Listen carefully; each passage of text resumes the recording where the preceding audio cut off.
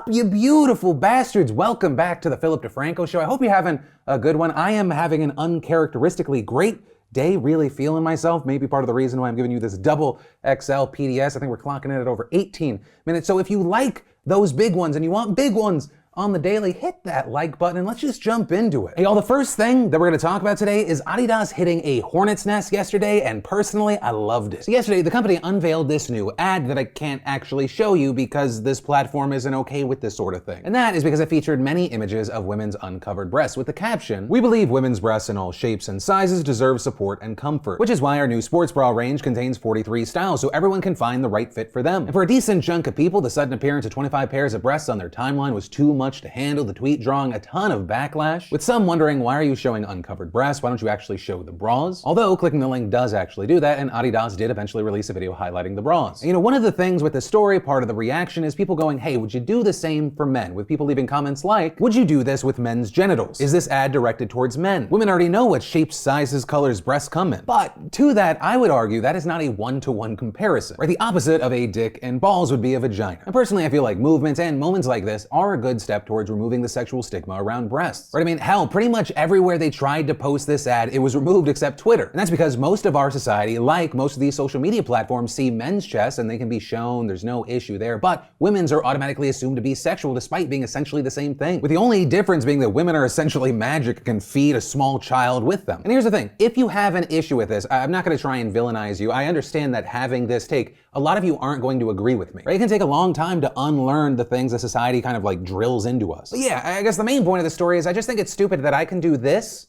and it's fine, but if a woman did it, bye-bye.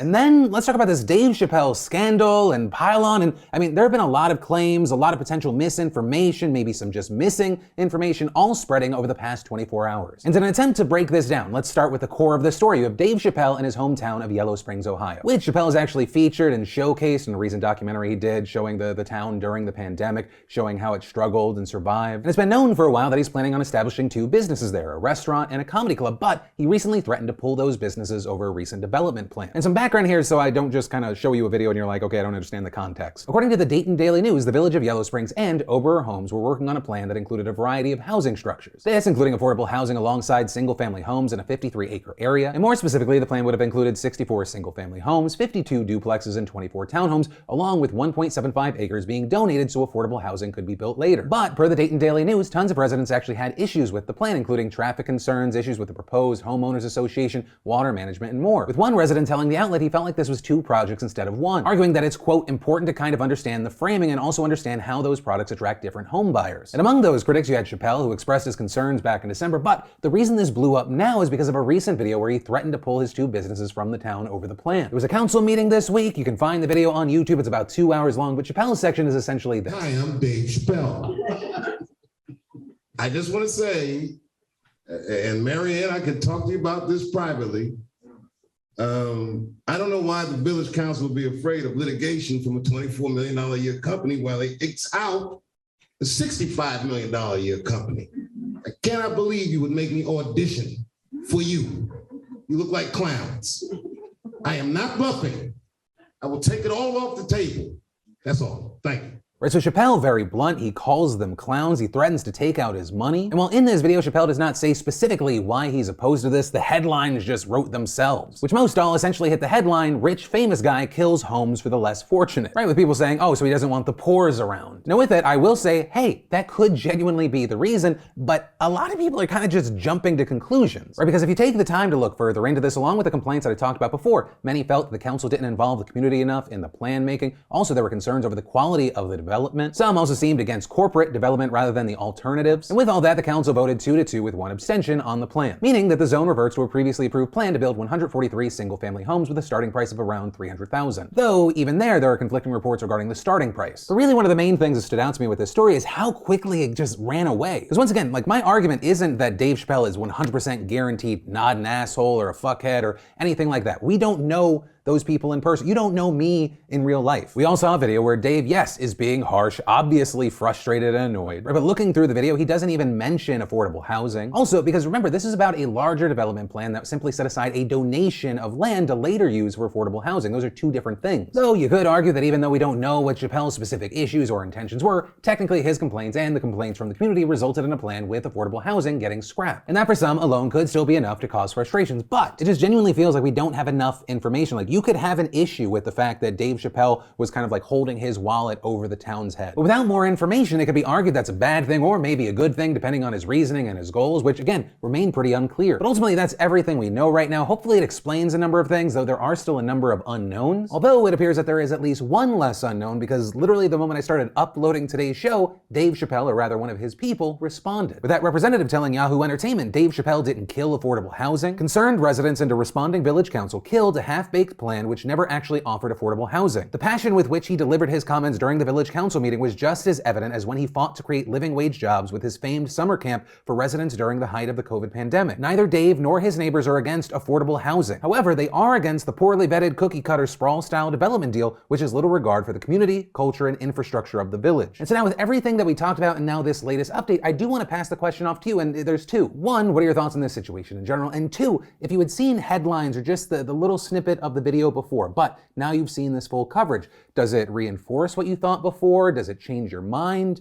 Let me know. And understand, I'm asking that question as if this story exists in a bubble, because I know going into this, there are a lot of people that have very positive and very negative feelings about Chappelle for other stories in the past. And then there is a big mental health controversy, and what feels like the first time in the last few years, it somehow doesn't just involve BetterHelp. Congratulations to the team over there. I mean, I'll still never work with you again, but congratulations on not being the only boogeyman. Right, so at the core of this story, there's a controversy with TikTok and ADHD-related advertisements. And that because 2 weeks ago, there was a report from NBC News that Cerebral, which is an online mental health platform, was running ads that essentially linked ADHD to overeating. With one ad featuring a woman surrounded by junk food with text that claimed that obesity is 5 times more prevalent among adults with ADHD, and adding that getting treatment should help people stop overeating. Now, that specific ad appeared on both TikTok and Meta, and after inquiries from news outlets, both platforms removed ads with that imagery, with a TikTok spokesperson saying TikTok has strict policies to protect users from fake, fraudulent, misleading, or harmful ads. And in this case, we removed 2 of Cerebral's ads for violating our body image policies. But it also didn't end there. You had Facebook also running similar Cerebral ads regarding diabetes, and they ended up taking them down after being contacted by media outlets. It's also prompted conversations about promoting medical misinformation to young people, specifically when it comes to representing ADHD in a misleading way. And today the story got even bigger because Media Matters published a report this week claiming that TikTok is, quote, enabling predatory ADHD advertisers to target young users. And saying there that while TikTok did take down specific ads mentioned by NBC, Media Matters still found similar ads from Cerebral and other companies touting ADHD treatments. And saying that these ads seem to capitalize on the TikTok phenomenon of ADHD self-diagnosis, in which some creators oversimplify the disorder, leading viewers to try to decide themselves whether they have the disorder, sometimes incorrectly, and noting this can push users to inappropriately seek ADHD medication, which can have dangerous side effects if used improperly. With Media Matters arguing that this should also count as medical misinformation, which is a violation of TikTok's rules, with it specifically referring to one ad that tells women that traits like being spacey, forgetful, or chatty should be a reason to seek ADHD treatment. Also adding that another company called Done implores people to self-diagnose themselves via a survey, even though that quick assessment can't offer an official diagnosis and only tells people that it might be likely. But as the Attention Deficit Disorder Association notes, a full assessment and potential diagnosis of ADHD is not accomplished using an online test or during a quick doctor's appointment. A thorough evaluation usually takes more than one visit and must be done by a professional who is trained in ADHD. And noting, other conditions can sometimes resemble ADHD, so it is important to work with a professional who is able to rule out these other conditions and make the appropriate diagnosis. And all of this plays into the larger issue where the internet and misleading advertisements allow people to convince themselves they have mental or physical health problems. With Dr. Adiola Adeleo telling Banner Health, it creates this horoscope type of effect. People see enough of these videos, they start to relate to any number of the potential symptoms and even begin to present with some of the same symptoms. But yeah, ultimately that's a story, and of course, I'd love to know your thoughts in general, but also let me know, because we're talking about this topic, if you got a mental health ad at the beginning or wherever, and if so, what was it? It feels like there's always a 50% chance when I'm talking about there being a controversy with a company, their ads playing on the video. And then in massive entertainment news, it's kind of the COVID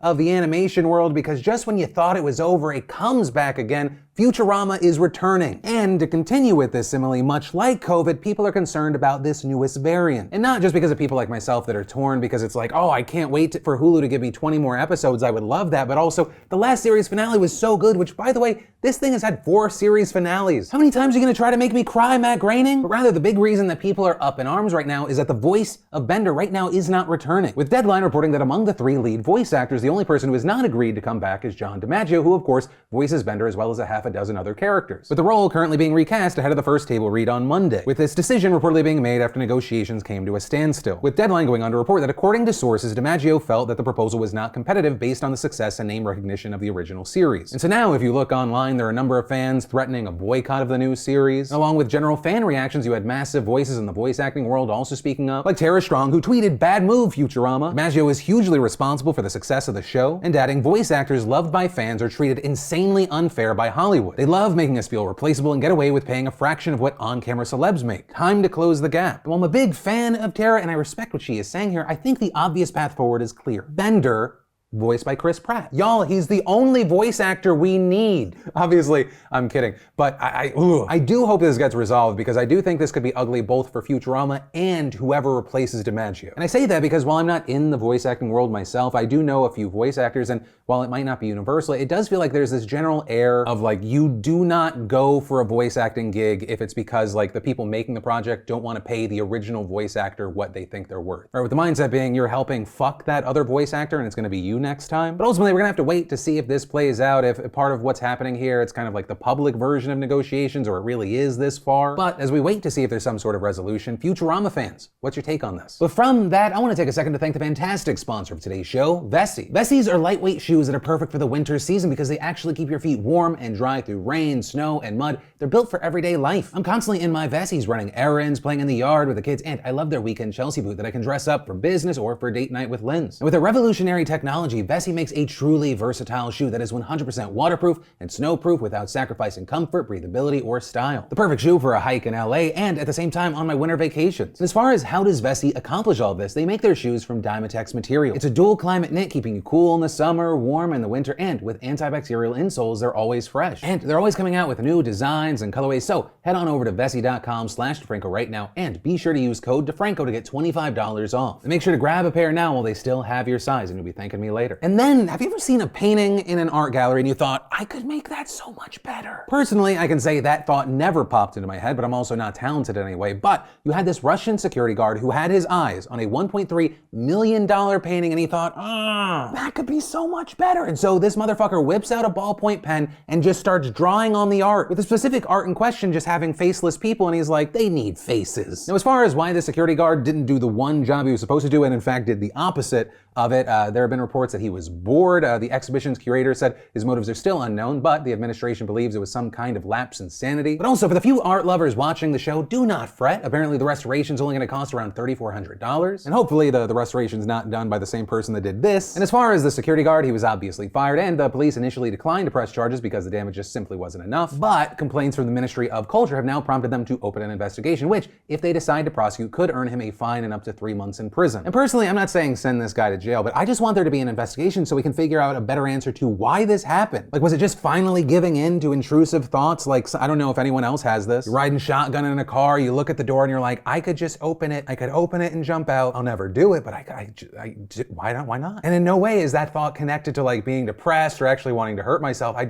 It's in my head. Which, side note, whether you have an intrusive thought like that or not, you are not the thoughts in your head. That voice, that often fucking mean voice, that's not you. You are your actions and not any of the garbage that's up here. And then it looks like Congress is finally coming together on something to say that beating women, not super awesome, guys. And for those of you that are like, well, obviously they would come together for this, that hasn't always been the case. Right, so what we're seeing is that a bipartisan group of lawmakers in the Senate introduced a proposal yesterday to renew the Violence Against Women Act. The original law was first passed in 1994. It was then reauthorized 3 times before ultimately Republican opposition caused it to expire in 2019. And as far as what it did, it created the Office on Violence Against Women in the Justice Department, awarding over $9 billion in grants to nonprofits, universities, as well as state and local governments to help victims through crisis intervention, transitional housing, and legal assistance. And while it failed failed in 2019, this time around, with Biden in the White House, a bare majority in the Senate, Democrats believe that they can get enough Republicans on board to meet the 60-vote threshold to stop the filibuster. With Dick Durbin saying, for those who have given up hope on the United States Senate functioning, passing important laws, working together on a bipartisan basis, take a look behind me. But even with that, you have people going, but still the bar is so low, with many pointing to the fact that the primary sticking point for Republicans this time around is a provision within the law that would close what is known as the boyfriend loophole. This would keep people who have been convicted of misdemeanor stalking or violence against a partner from owning a firearm. And so in a compromise with Republicans, Democrats left that provision out, realizing that there was no other way to get this bill passed. But with all that said, as far as will this actually pass, it's not guaranteed, but there is hope. With Durbin saying the Senate is perilously close to reaching 60 votes, but that the bill won't come to the floor until later this month, as well as Republican Joni Ernst, who is herself a survivor of domestic violence and sexual assault, saying, I think we can almost let out a sigh of relief. We need to get this over the finish line, and we will. And y'all, I fucking hope so. Once again, the bar is so low. But that said, in the meantime, if there is something that I can add to this story, I don't care who or what you are, you deserve a relationship free of domestic violence. If you are being manipulated, verbally abused, or even hit, one, that person is not going to change. Anyone that's ever been in a relationship like this, or they've seen it from the outside in, it has ups, it's downs, oh my God, I'm so sorry, I would never do that, it happens again. That may be your current normal, that is not normal. And even if this just reaches one person that it needs to right now, I'm gonna include resources down below. There are also other options, but this is the National Domestic Violence Hotline. You can call, you can text, you can chat on your computer. And this has always been an important topic and problem, but especially after COVID-19, where everyone was packed in, we saw domestic violence numbers going up. You may feel helpless, but you're not. You are stronger than you know. You just don't have your footing right now. That's what abuse and manipulation and gaslighting does. And then in shit that's actually happening right now that affects real people news, let's talk about evictions. Right, evictions right now are surging again, and very few pandemic protections remain in place since the Supreme Court struck down the federal evictions ban back in August. And earlier this month, the Pew Charitable Trust reported that evictions have now officially returned to pre-pandemic levels. And according to a preliminary analysis published by the Eviction Lab at the end of last year, eviction filings in 11 major cities, including Columbus, Ohio, Milwaukee, Wisconsin, Tampa, Florida, and Houston, Texas, significantly increased soon after the federal CDC moratorium expiration. And to make matters worse, while we're back to pre-pandemic, experts predict that these numbers will only increase as rents continue to rise. And part of the reason is shit's expensive and only getting more expensive. Right, just last month, the online apartment rental site Zumper reported that the national median price for a one-bedroom rental apartment hit an all-time high, jumping 12% to $1,374 a month. And so the spike in evictions is expected to get worse as many people nationwide continue to struggle to pay rent. With just this week, the New York Times reporting tens of thousands of residents of New York City public housing, many of whom lost their jobs after the city locked down 2 years ago, have fallen behind on their rent, raising fears of a coming rise in evictions. And y'all, the numbers are crazy. The New York City Housing Authority said that as of November, more than 68,000 households, about 42% of all those in public housing, had overdue rent. And so in an attempt to address this issue, we've seen Democratic Representatives Ayanna Pressley, Rosa DeLauro, and Cori Bush proposing legislation that would add more protections for tenants at risk of losing their homes. And there, according to NPR, the proposal called the Housing Emergencies Lifeline Program Act would ban credit agencies from recording evictions, fund legal assistance to fight landlords in certain cases, and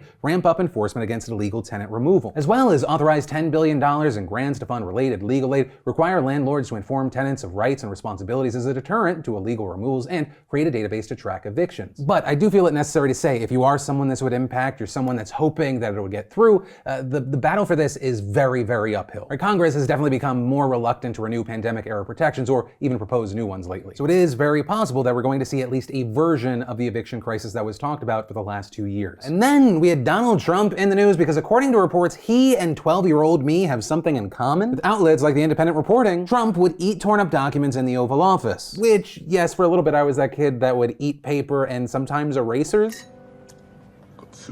But the Trump allegedly eating paper thing, like that's not the main point of the story, though it's like an odd thing and I understand why it's in headlines. But this is really all connected to the House Oversight Committee announcing today that it's launching an investigation into Trump's handling of presidential records, which is a move that came just one day after the National Archives and Records Administration, NARA, asked the DOJ to look into the matter, prompting questions about whether Trump could be investigated for a possible crime. With these actions stemming from recent revelations that Trump had taken 15 boxes of official White House documents to Mar-a-Lago instead of turning them over to the National Archives, which is legally mandated under the Presidential Records Act, and that requires the president to preserve memos, letters, and electronic communications. And ultimately, those documents were turned over to NARA last month, but the agency only confirmed it this week. And among other things, the documents reportedly included Trump's self-proclaimed love letters with Kim Jong-un, as well as the letter Obama left him when he left office. But also, people familiar with the matter told reporters that the archives found possible classified material in the boxes, which makes Trump's already shady actions even more questionable. Or as the Washington Post put it, these new allegations are just the latest example of what records personnel described as chronic difficulties in preserving records in the Trump era. And very very notably, all of this news came right after the National Archive took the very unusual step last week of confirming something that has been long reported by White House insiders, that Trump had a habit of tearing up documents, which aides would have to literally reassemble and tape together. And so with that, over the last few days, there have been other concerning allegations, including from former White House aide Omarosa, with her specifically citing at least one instance where he appeared to put a torn up document into his mouth and chew it, and her adding that there are, quote, certainly things I'm sure cannot be accounted for because Donald Trump became very, very aware that a lot of these sensitive documents would at some point be made public. Also, with this weird barrage of news on this topic, you had Axios reporting that New York Times White House correspondent Maggie Haberman